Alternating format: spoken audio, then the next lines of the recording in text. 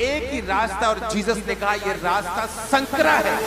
उसका प्लान संसारिक हो सकता है, इस संसार से जुड़ा हुआ हो सकता है, लेकिन जब यीशु मसीह आपके गर्भ में आएंगे, आपके प्लान फिनिश हो जाएंगे और स्वर्ग के प्लान शुरू हो जाएंगे। इजरायली बाइबल कहती है कि देश का भेद लेने के लिए गए, तो वो राहाब वेश्या के घर में गए और उसने उनको राजे से छिपा के रखा, क्योंकि जो वेश्या थी वो ये जानती थी कि इनका परमेश्वर जीवित परमेश्वर है, और उसने परमेश्वर को स्वीकार किया, यहोवा को अपना उद्धारकर्ता ग्रहण किया और हेल्प की उन लोगों की कि वो इस देश का भेद लेकर वापस चले जाएं, और सही सलामत उनको वापस भेजने में उनकी मदद और सहायता की।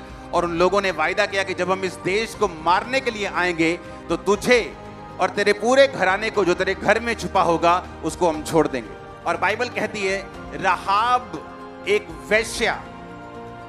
वेश्या की कोई इज्जत नहीं होती, लोग उसे इस्तेमाल करते और मुंह पे पैसा फेंक के जाते हैं, उसको इस्तेमाल करते, उससे प्यार नहीं करते। इमोशनली सोशली एक ब्रेक हुआ इंसान, टूटा हुआ इंसान, एक औरत एक फैसला करती है कि मैं परमेश्वर को अपने जीवन में अपनाऊंगी। और बाइबल कहती है जब वो उसको अपने जीवन में अपनाती है और यहोवा परमेश्वर को अपनाकर उसके लोगों की हेल्प करती है, तो बाइबल कहती है परमेश्वर उसको उस वैश्यापन से निकालकर सलमोन को भेजकर अपनी ब्लड लाइन में उसे जोड़कर बोअज को उसे देकर, बोअज के द्वारा, यिशै के द्वारा दाऊद को देकर वो यीशु मसीह की रिश्तेदार बन जाती है, यीशु मसीह की ब्लड लाइन में जुड़ जाती है। और यही करने के लिए परमेश्वर ने आज आपको यहां पे बुलाया है। आप चाहे टूटे हुए हो, रिजेक्टेड हो, बेइज्जत हो, छोटे से छोटे हो, आप कोई भी क्यों ना हो, अगर आज आपने यीशु मसीह को अपनी लाइफ में ग्रहण किया, कि खुदावन आज से तू मेरा उद्धार करता और तू मेरा परमेश्वर है, आज से तू ही मेरा मालिक है और मेरा सिर तेरे सामने झुकेगा। बाइबल कहती है आपको परमेश्वर उस लाइफ से जो बेइज्जती से भरी हुई है, जो सेल्फिशनेस से भरी हुई है, जो खालीपन से भरी हुई है, उससे परमेश्वर आपको निकाल के अपनी ब्लड लाइन में जोड़ के आपको अपना रिश्तेदार बनाएगा, अपना बेटा बनाएगा, अपनी बेटी बनाएगा। आज लोग दाऊद को, यीशु मसीह को याद करते हैं, क्यों? बाइबल कहती है दाऊद के वंश से प्रभु यीशु मसीह निकले, और दाऊद उसी औरत का, जिसको लोग वेश्या बोलते थे, उसका पड़पोता परमेश्वर ने उसे बना दिया। मरियम, जिसने यहोवा को, उसके वचन को ग्रहण किया हुआ था, जीवित परमेश्वर को मानती थी, जब यीशु मसीह उसके पेट में आए तो एक घटना हुई।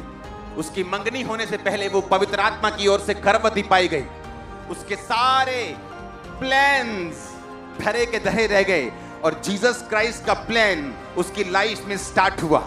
उसका प्लान होगा, हम इधर जाएंगे, यहाँ घूमने निकलेंगे, हम ये करेंगे, वहां घर बनाएंगे।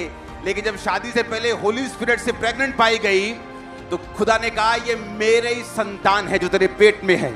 उसका हस्बैंड उसे छोड़ना चाहता था, उसके हस्बैंड को खुदा ने कहा ये मेरा बेटा है जो इसके गोद में है, ये पवित्र आत्मा से गर्भवती है। और बाइबल कहती है वो उसको उठाकर फिर जगह जगह लेके जाने लगा जब तक यीशु मसीह पैदा ना हुए। आपका प्लान संसारिक हो सकता है, इस संसार से जुड़ा हुआ हो सकता है, लेकिन जब यीशु मसीह आपके गर्भ में आएंगे, आपके प्लान फिनिश हो जाएंगे और स्वर्ग के प्लान शुरू हो जाएंगे।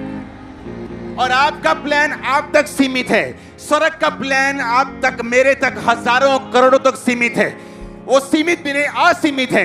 आपका प्लान हो सकता है, आपको ये चाहिए, आप अपने बच्चों के लिए ये करेंगे, आप उसके लिए वो करेंगे, लेकिन जब जीसस क्राइस्ट जेन्युइनली आपके पेट में आ गए, अगर वो आपके गर्भ में आ गए, आपके जीवन में आ गए, और जब वो अपनी प्लानिंग को शुरू करेगा, जिस तरह दुनिया मरियम को याद करती है, आपके लोग आपको याद किया करेंगे। एक वेश्या की तरह शायद हो सकता है लोगों ने सिर्फ आपको यूज किया हो, आपके पैसे को खत्म किया हो, आपके बिजनेस पार्टनर ने हो सकता है आपके पैसों को सिर्फ इस्तेमाल किया हो, लेकिन अगर आप जीसस क्राइस्ट को आज एक्सेप्ट करते हैं, आज से आप एक ऑनरेबल लाइफ की ओर जा रहे हैं, इज्जत से भरी हुई लाइफ की ओर जा रहे हैं। लेकिन आपको फेथ करना होगा, आपको बिलीव करना होगा, और उस समय में जब ऐसी सिचुएशंस, ऐसी घटनाएं और परीक्षाएं आपकी लाइफ में घट रही होंगी, आपको तब परमेश्वर को छोड़ना नहीं, आपको बिलीव करना है कि एक ही जीवित परमेश्वर है और यही रास्ता है और मुझे इसी रास्ते से होके जाना है।